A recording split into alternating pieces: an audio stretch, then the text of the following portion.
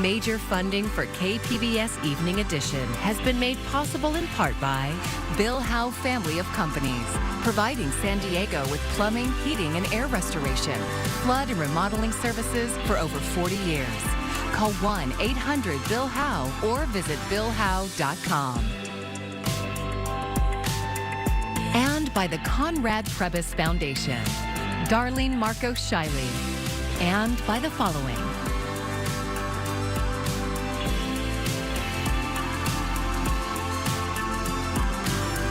And by viewers like you. Thank you.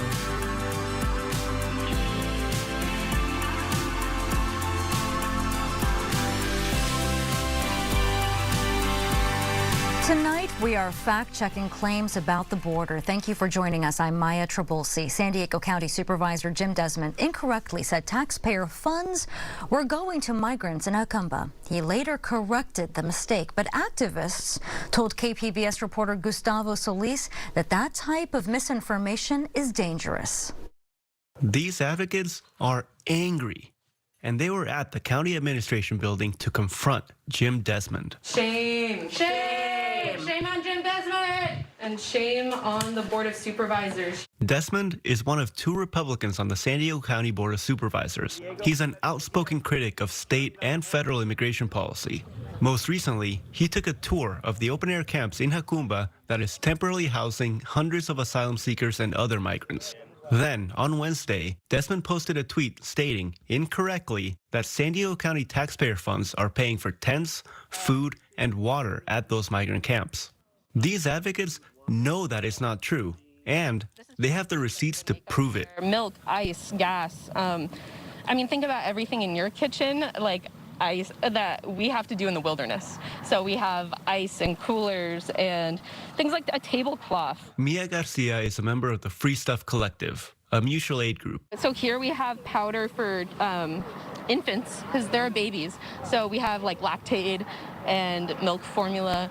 I've witnessed a woman unable to produce breast milk because she was so malnourished. Free Stuff Collective is just one of several mutual aid organizations and nonprofits helping migrants in the open-air camps in Acumba and San Isidro. They've documented horrible conditions. Mothers sleeping outdoors in freezing temperatures. Fathers separated from their children. Diabetics with no medicine. None of these groups have received any public funding for this humanitarian work, not from the federal government and not from San Diego County. This isn't Desmond's first time in the spotlight on immigration issues. He's become a semi-regular on Fox News, and it's not the first time he's been called out for his rhetoric. In October, he said the border should be closed to prevent Hamas fighters from entering the U.S., something Middle Eastern experts called, quote, completely unhinged. However, to his credit, Desmond is the only county supervisor who has taken the time to visit the open-air migrant encampments. Hello, folks. Here we are in Acumba again. In one video, he blasted the federal government's handling of the situation. This is a broken immigration system. This is a terrible way to treat our fellow humans by having them come and sleeping in camps like this is pathetic. But regardless of his intentions, advocates say Desmond's inaccurate post puts them in danger. Amanda L. is one of the main organizers of the Free Stuff Collective. She doesn't use her last name publicly because she's afraid of getting attacks from anti-immigration extremists. We've had aggressive encounters already with people that don't agree with what we're doing or how the migrants are choosing to come across the border. Desmond didn't respond to a request for comment from KPBS, and he wasn't in his office when the advocates followed up on Thursday. But his communications director, Miles Himmel, was. He owned up for the mistake in Desmond's tweet. You know what? Let me just say, that's my fault. I wrote the caption. Advocates told him that because immigration is such a divisive topic, spreading this kind of misinformation puts people in danger. We've had people getting hate messages. Okay. Because they're like, we don't want, I mean, there are people that feel differently about this. Himmel promised to issue a correction, which he did later that day, and offered words of encouragement to humanitarian workers. And one thing that Jim has said throughout it is he appreciates what you guys are doing because no one else is doing it. So We get some funding then? Well, he's not the only one in charge of the funding, obviously. The original tweet, which got nearly 200,000 views, is still up. As of Friday morning, the correction had just over 30,000 views. Gustavo Solis, KPBS News. We have some changes coming up over the course of the next couple of days. More wind, if anything, but at least in the short term here throughout the overnight and right into the first half of Saturday, mainly dry and a continued cool. Cool's also going to be a theme coming up here, and you'll see that again in the extended. Wind on the increase starting up Saturday night and going right here into Sunday, especially over the interior, where we could also see some snow in the mountains. Your full forecast is coming up in just a moment. Tough break for sports fans. 3 games scheduled for this weekend are postponed due to a water main break at Pechanga Arena. The Gulls were set to face the Bakersfield Condors tonight and tomorrow night. An indoor soccer match between the San Diego Sockers and the Texas Outlaws was also postponed. Both teams say rescheduling and ticket information will be announced in the coming days. San Diego researchers say aging military munitions litter the floor of the ocean, where chemical companies dumped massive amounts of DDT west of Los Angeles. KPBS environment reporter Eric Anderson says new surveys are revealing more about the basin. Oceanographers investigated the DDT dump site in the San Pedro Basin in an effort to better understand the risk to the environment and people. Environmental Protection Agency records show massive amounts of DDT was dumped there, but likely not all in barrels.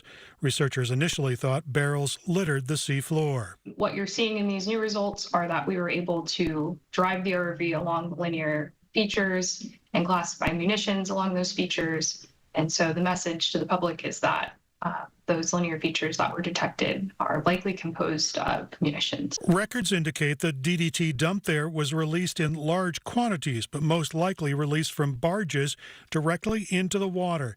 Even so, the contamination persists. There's pretty clear evidence from the preliminary findings to suggest that DDT is pervasive in these deep ocean sites where we're surveying, but the details of that are important.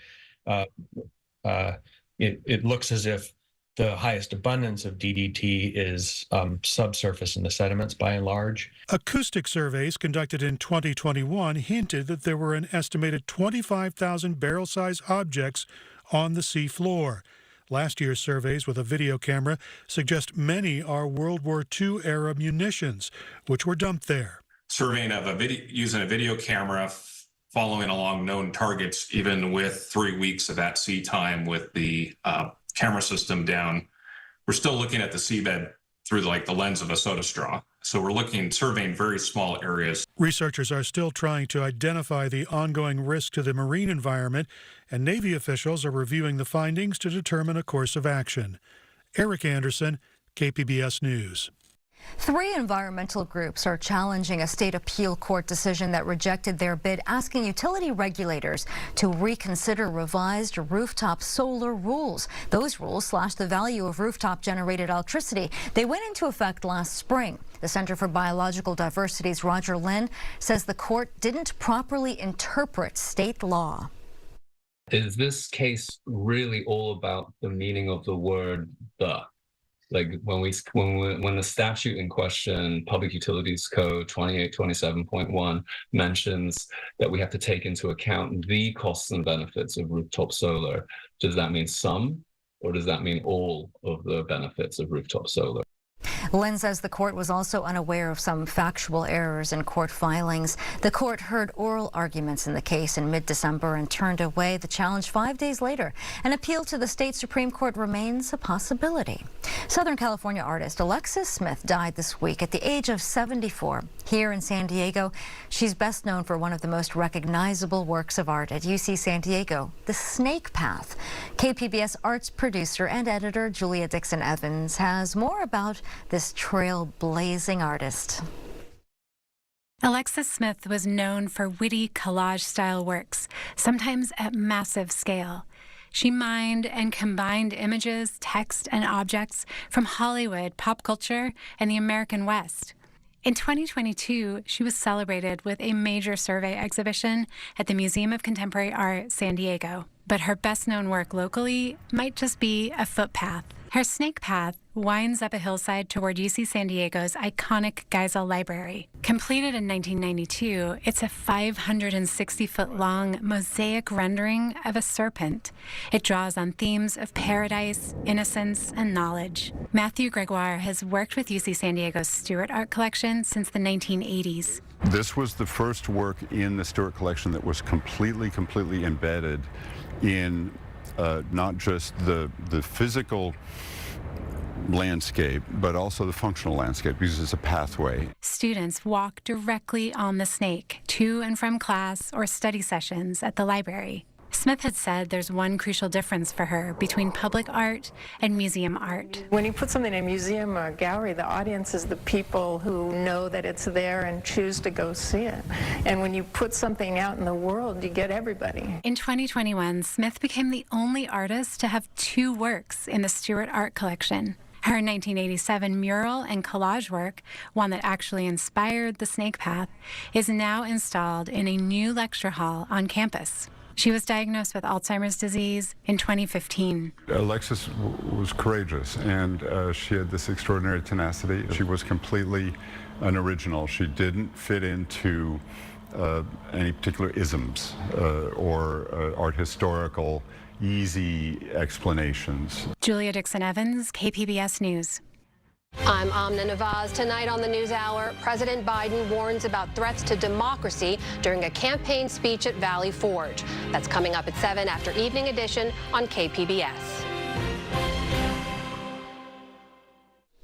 Tomorrow marks 3 years since the January 6th attack on our nation's capital. President Donald Trump urged thousands of his supporters to march on the Capitol and fight like hell to stop lawmakers from certifying the 2020 election results. His followers then breached the Capitol building. President Joe Biden delivered a speech in Pennsylvania today, saying the former president and his followers still pose a threat to democracy.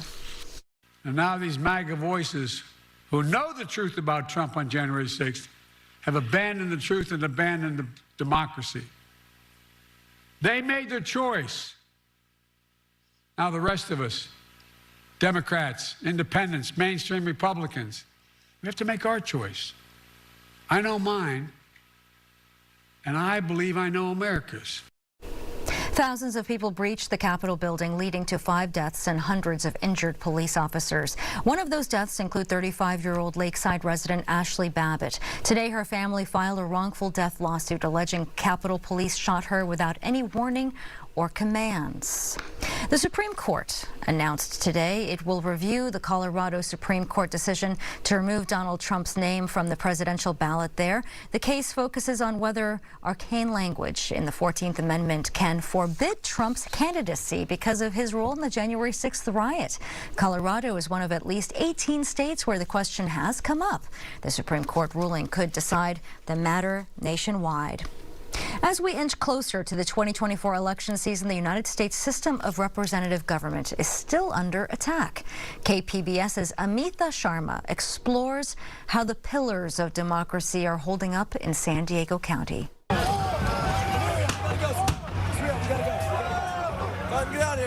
33 months after the January 6th assault on the Capitol, nearly 70% of Republicans nationwide still believe the 2020 presidential election was stolen. In the last 10 years, more than 29 states have passed legislation making it tougher to vote. Censorship is on the rise, and a growing number of Americans from both parties believe political violence is justified. How much of this sentiment has seeped into the San Diego region post-January 6th? San Diego Mesa College political science professor Carl Luna says somewhat, with potential for more. Politics is local, but it's also national. And if any part of that tree of liberty is being poisoned, it's eventually going to spread out to the rest of the tree. KPBS set out to assess the health of democracy in San Diego through a handful of key indicators: threats to elected representatives, voting, censorship, and local news coverage. A recent University of San Diego poll found 66% of local elected officials reported threats have increased since taking office. Chula Vista Elementary School Board trustee Kate Bishop says sexually violent threats spike against her when she pushes for inclusivity. The ones that are more ominous and threatening are 100% from men, usually conservative men that identify themselves as such. Overall, access to voting in San Diego County is strong. California largely prevents gerrymandering by having an independent commission determine political districts. And the state does not have the harsh voter ID laws and limits on polling places that restrict voting in some other states. The censorship situation is a bit more cloudy. There have been isolated attempts to ban books on LGBTQ topics in Oceanside schools and County and City of San Diego public libraries. Misty Jones, director of the city library system, says she's up for the fight. I feel like libraries are kind of the last stand for democracy, right? They are the location that anyone can come, regardless of your circumstances, your background, your beliefs, whatever. Everyone can come and find something at the library. And that's what we stand for. We stand for freedom of access to information. However, on another key measure of information access, San Diego County is faltering. Its major daily newspaper, the San Diego Union-Tribune, has gone from employing 400 people in the newsroom in the 1990s to just over 100 today. Local television news stations have also faced significant cuts in recent decades. Northwestern University journalism professor Penny Abernathy says those journalists covered major beats like education, City Hall, and wrote investigative pieces, all hallmarks of local news. It is the glue that binds a community together and let me say by that, binds our society together. And by the same time, it serves this country and this democracy by giving us the information that we need at the grassroots level to make decisions about who to vote for, even where we should shop to get the best bargains. So when we've lost that, there is a great void into which you can misinformation, disinformation can also flourish. And it has, through highly partisan news outlets and social media. This fragmented news world is a far cry from an era when Americans learned a uniform set of facts from a few media gatekeepers like major newspapers and the big three television networks. UCSD political science professor Barbara Walter says today's ecosystem allows people with ideas and attitudes that were historically on the fringe to enter the mainstream. They can find each other really easily. They can chat with each other really easily. They can be fed information from Putin or from the, from the Proud Boys or from any number of organizations whose goal is to actually radicalize these individuals even further. All of that is really, really easy. There's no regulation. And of course, the algorithms then just accelerate that. But on this Democracy Day, local political scientist Luna sees silver linings. Americans still prefer democracy. Another nice positive thing, it hasn't gotten violent yet. Amita Sharma, KPBS News. New statewide data confirms widespread racial disparities in law enforcement stops. KPBS reporter Katie Heisen has more on the unprecedented report. The state's 2024 Racial and Identity Profiling Act report, or RIPA, is massive in scale. It looks at millions of stops from hundreds of law enforcement agencies across California. The results support what many have voiced for a long time, that Black and brown Californians are stopped at higher rates than white Californians, even though officers are less likely to find anything illegal on them. Alliance San Diego Executive Director Andrea Guerrero co-chairs the state RIPA board. The data just tells us what we already know, many of us already know, is that profiling exists. But it's time to move past the question of whether it exists. We've answered that question with voluminous data, and now it's time to answer the question of what we do about it. The problem extends to schools, where there are more law enforcement officers than there are nurses or counselors. The board's top recommendation is to end pretextual stops, when you stop someone for one thing and then ask them about something else. Repeated profiling and stopping of individuals, especially Black Californians, and asking them about whether they're on probation or parole, to consent to a search, being handcuffed, being put in the back of a police car, being asked to sit on the curb, all resulting in no arrest, no citation, no anything. That all takes a toll, a psychological toll, and is a community harm, a public health harm. San Francisco and Los Angeles police departments and California Highway Patrol have already ended pretextual stops. San Diego County law enforcement agencies have yet to follow suit. Katie Hyson, KPBS News. San Diego Unified Board members, the superintendent, and more met today to discuss legislation that it would see student board members compensated for their work. Assembly Bill 275 gives school district boards and county boards of education the option to pay student board members. They would also receive elective course credit per semester. The law went into effect New Year's Day. San Diego Unified was one of the first districts in the state to take action. Well, I think mostly about the low-income students who really need that. And I think more it comes from just knowing that not necessarily the money, but that they can actually have the opportunity to run. Being a board member means you have to be able to afford your own transportation, your own dress code, your own expectations. With this, they can officially afford and they can be a part of it. SD Unified plans to pay student board members a monthly stipend of $1,736, the same amount as adult board members.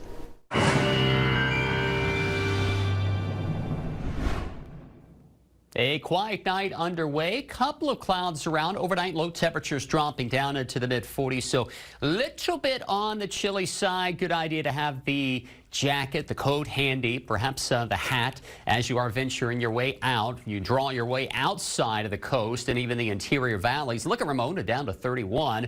29 toward Mount Laguna, but a chilly 35 degrees. Look at that.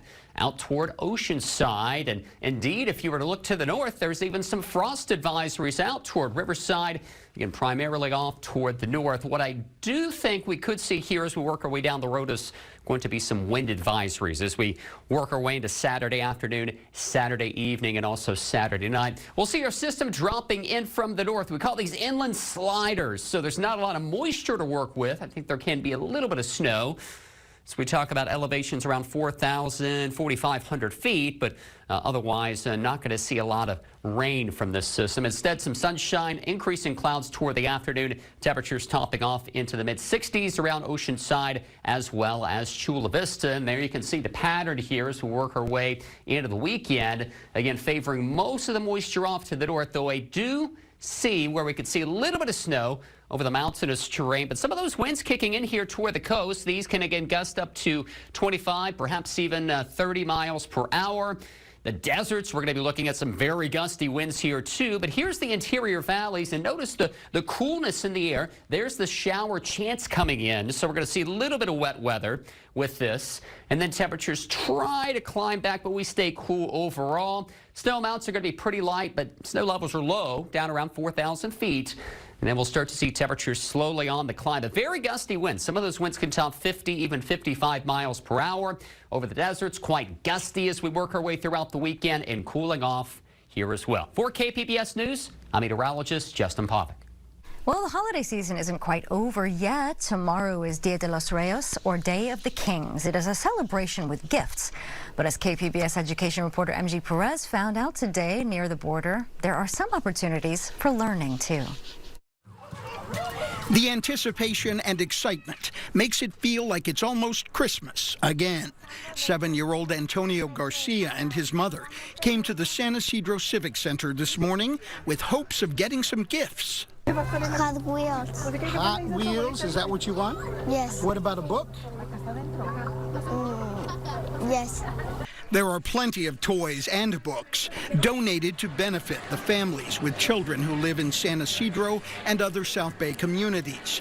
Casa Familiar is a community organization that provides health and social services along with other programs to support those who need it most.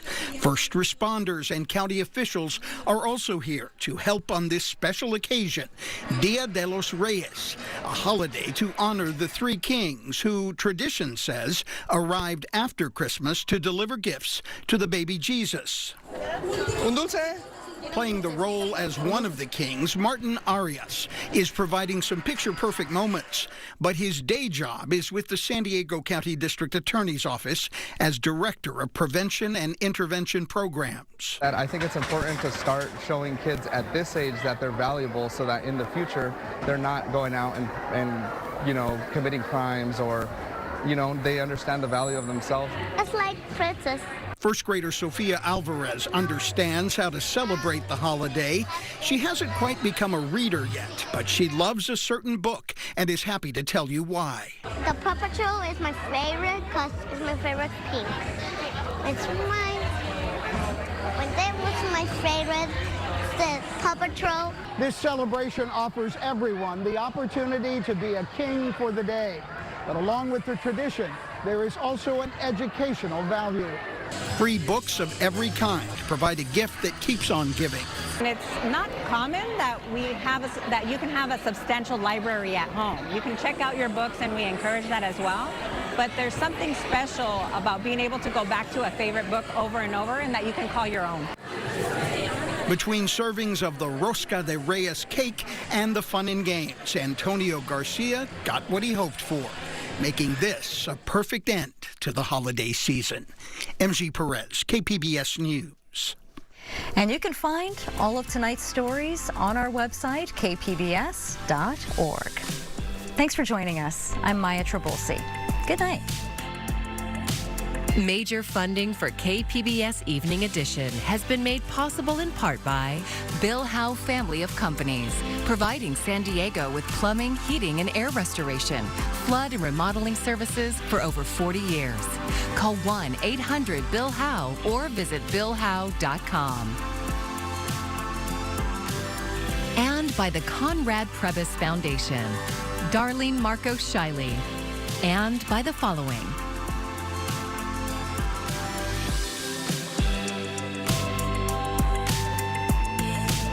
and by viewers like you. Thank you.